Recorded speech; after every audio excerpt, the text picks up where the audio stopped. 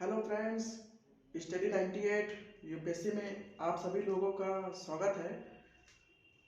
पिछले वीडियोस में हम लोगों ने संविधान की ऐतिहासिक पृष्ठभूमि, जिसमें हम लोगों ने ब्रिटिश गवर्नमेंट के द्वारा समय समय पर कुछ एक्ट पारित किए गए थे, उसके विषय में हम लोगों ने चर्चा किया था और यह देखा था कि किस तरह से ब्रिटिश गवर्नमेंट ने ईस्ट इंडिया कंपनी पर अपना नियंत्रण बनाए रखने के लिए और भारत में अपना शासन स्थापित करने के लिए केंद्रीकरण की शुरुआत की थी।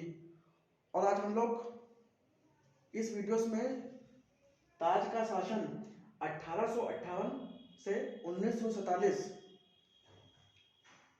तक के विषय में आज हम लोग पढ़ेंगे और यह समझेंगे कि ब्रिटिश गवर्नमेंट ने किस तरह से ईस्ट इंडिया कंपनी के कार्यों को समाप्त करने के साथ ही British government East India Company को ही समाप्त कर दिया। अभी तक ईस्ट इंडिया कंपनी जो है ब्रिटिश गवर्नमेंट के नियंत्रण में काम कर रही थी, लेकिन 1857 की क्रांति के बाद ब्रिटिश गवर्नमेंट को लगा कि जिस तरह से भारत में जो क्रांति हुई है उससे भारत का जो शासन हो रहा था उस पर हमारा नियंत्रण समाप्त हो सकता है। इसीलिए उसने 1858 का भारत शासन अधिनियम पारित किया और उसका उद्देश्य भारत में शासन को स्थापित करना ही था। इसीलिए उसने इस अधिनियम को पारित किया और अभी तक हम लोग क्या देख रहे थे कि ईस्ट इंडिया कंपनी को भारत में शासन करने की पूरी छूट थी, लेकिन अब ईस्ट इंडिया कंपनी को पूरी तरह से समाप्त कर दिया। और आइए हम लोग देखते हैं कि इस अधिनियम में क्या था। भारत के शासन को अच्छा बनाने वाला अधिनियम। ब्रिटिश गवर्नमेंट इसे भारत का शासन बनाने वाला अच्छा कानून मानती है। तो क्या हम यह समझें कि इससे पहले जो भी कानून पारित हुए क्या उससे शासन अच्छा नहीं हो रहा था? ऐसा नहीं था। इसमें यह था कि अब भारत का शासन अच्छा कैसे बनाया जाए, इसीलिए इस अधिनियम को पारित किया गया। अब इसके तहत भारत का शासन सीधे महारानी विक्टोरिया के अधीन चला गया। अभी तक हम लोग यह देख रहे थे कि ईस्ट इंडिया कंपनी जो है भारत पर अपना शासन चला रही थी ब्रिटिश गवर्नमेंट के द्वारा, लेकिन अब पूरे भारत का शासन अब महारानी विक्टोरिया के अधीन चला गया। मतलब अब भारत पर शासन जो है ब्रिटिश गवर्नमेंट करेगी, मतलब महारानी विक्टोरिया के अधीन चला गया भारत पूरा। इसीलिए हम लोग इसको ताज का शासन कहते हैं। अब जितने भी भारत में जो राजनीतिक हों, व्यापारिक हों या जो भी कार्य कहें, अब वह सब ब्रिटिश ताज के अधीन हो गया। अब पूरा का पूरा नियंत्रण जो है अब ब्रिटिश ताज के अधीन हो गया। अब गवर्नर जनरल का पद नाम बदलकर भारत का वायसराय कर दिया गया। हम लोगों ने देखा था कि 1773 के रेगुलेटिंग एक्ट में बंगाल के गवर्नर को गवर्नर जनरल बना दिया गया था और 1833 के अधिनियम में भारत के गवर्नर को बंगाल के गवर्नर को जो भारत का गवर्नर जनरल बना दिया गया। अभी तक भारत पर जो शासन कर रहे थे गवर्नर जनरल कर रहे थे, और ऐसे जो गवर्नर थे लॉर्ड कैनिंग थे। 1857 की क्रांति के समय भी लॉर्ड कैनिंग ही भारत के गवर्नर जनरल थे, लेकिन अब ब्रिटिश गवर्नमेंट ने भारत के गवर्नर का जो पद था उसको बदलकर भारत का वायसराय कर दिया। और ऐसे पहले वायसराय लॉर्ड कैनिंग थे। अब भारत का जो भी शासन होगा उसको जो है भारत के वायसराय के अधीन कर दिया गया, लॉर्ड कैनिंग हो गए। अब हम लोगों ने 1773 के जो रेगुलेटिंग एक्ट था उसमें हम लोगों ने एक संस्था बनाई थी ब्रिटिश गवर्नमेंट ने, नियंत्रण कोड, उसको भी समाप्त कर दिया। और 1784 के पिट्स इंडिया एक्ट में बोर्ड ऑफ कंट्रोल यानी नियंत्रण बोर्ड नाम की एक संस्था का गठन किया गया था उसको भी समाप्त कर दिया गया। मतलब नियंत्रण बोर्ड और नियंत्रण कोड को समाप्त कर भारत में शासन की द्वैत प्रणाली को समाप्त कर दी।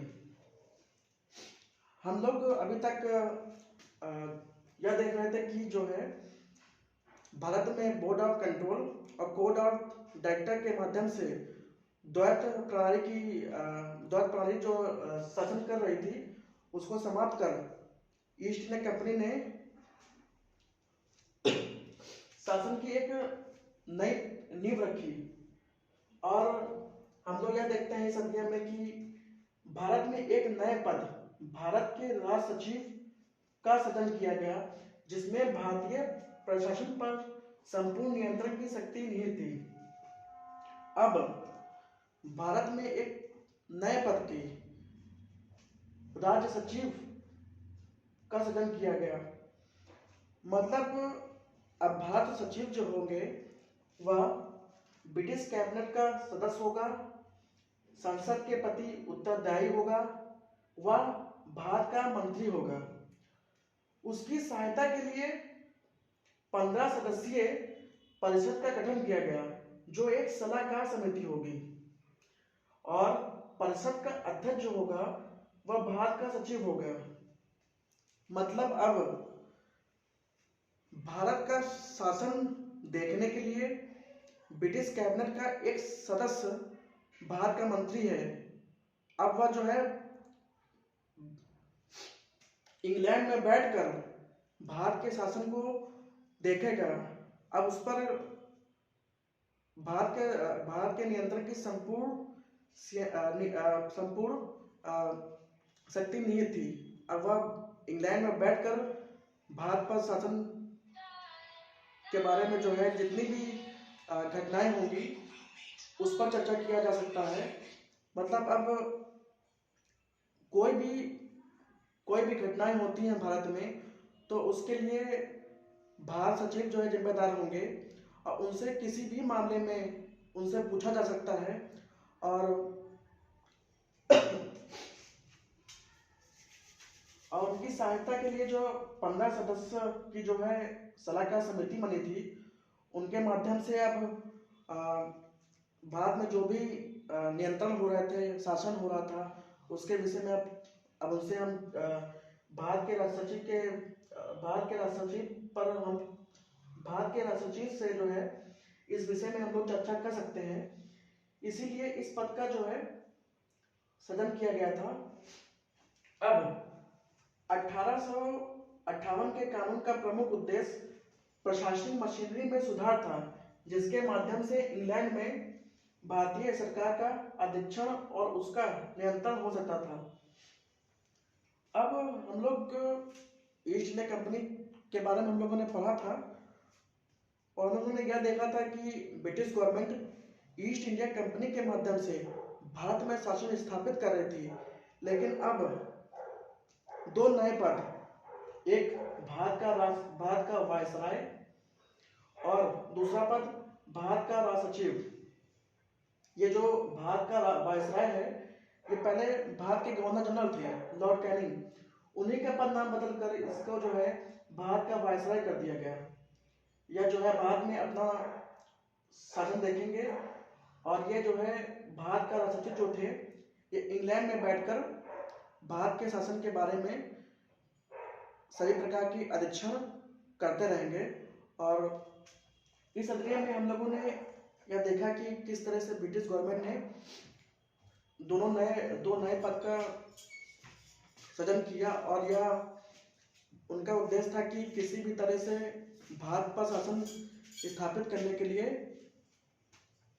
हमें कुछ परिवर्तन करना होगा, क्योंकि 1857 की क्रांति के बाद जगह जगह विरोध हो रहे थे और इस कारण से ब्रिटिश गवर्नमेंट ने कुछ अच्छा करने के लिए यह कहे कि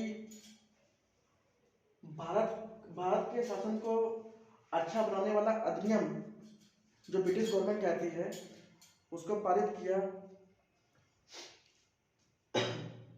ब्रिटिश गवर्नमेंट भी यह एक अच्छा शासन बनाने के लिए उसने जो ये अधिनियम जो पारित किया है उसके विषय में हम लोगों ने आज पढ़ा। भारत के शासन को अच्छा बनाने वाला अधिनियम। इसके तहत भारत का शासन सीधे महारानी विक्टोरिया के अधीन चला गया। गवर्नर जनरल का पद नाम बदलकर भारत का वायसराय कर दिया गया। नियंत्रण बोर्ड और नियंत्रण कोड को समाप्त कर शासन की द्वैध प्रणाली को भी समाप्त कर दिया गया। एक नए पद भारत के राष्ट्र सचिव का सृजन किया गया, जिसमें भारतीय प्रशासन पर संपूर्ण नियंत्रण की शक्ति नहीं थी। इसके विषय में आज हम लोगों ने चर्चा किया और यह समझा कि किस तरह से ब्रिटिश गवर्नमेंट ने इस एक्ट को पारित कर भारत में अपने शासन को स्थापित करने के लिए किस रणनीति के तहत इस एक्ट को पारित किया। और आज हम लोगों ने ताज के शासन के विषय में हम लोगों ने चर्चा किया और मिलते हैं अपने नेक्स्ट वीडियो में। धन्यवाद।